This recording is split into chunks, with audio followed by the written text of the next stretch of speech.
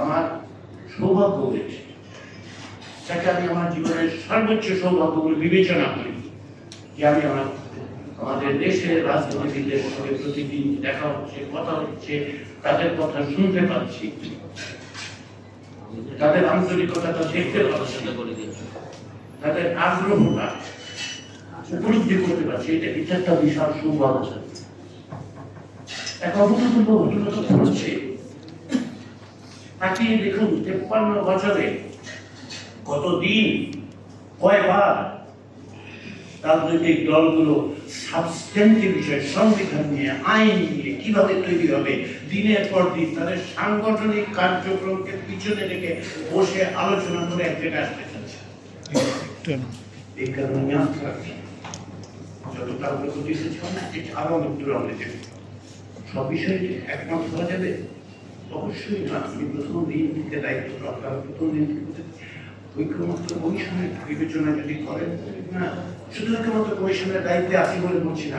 আমি যে বাইরে থাকতাম, এই কাঠামোর বাইরে থাকতাম, আমি একই কথা বলতাম না, কিন্তু আপনি তো মৌলিক বিষয়ে এক জায়গায়, তাই না? আমরা তো এক জায়গায় মৌলিক বিষয়ে একমত হয়েছিলাম 1 বছর আগে, যে আমার দলের ফেস্টুন আমি তুলবো না, আমার দলের ব্যানার আমি নেব না, আমার দলের পতাকা আমি নেব না, আমি বাংলাদেশের পতাকা নিয়ে একটা ফ্যাসিবাদী শাসনের বিরুদ্ধে লড়াই করব। এই ঐক্যটা আমরা করেছিলাম, ওই সিদ্ধান্তটা আমি নিয়েছিলাম।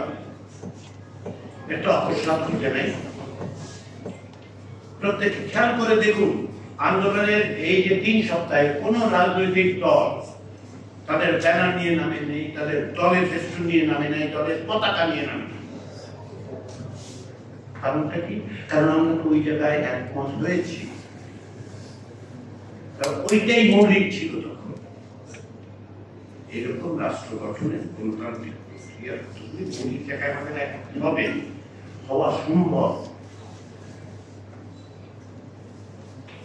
সেই কারণেই আমার হচ্ছে গণতান্ত্রিক রাষ্ট্র গঠনের এই যে কাঠামোগত দিক, যেগুলি মৌলিক কাঠামো জায়গা, যেগুলো ব্যক্তির এখানকার সেটাকে নিয়ন্ত্রণ করবে,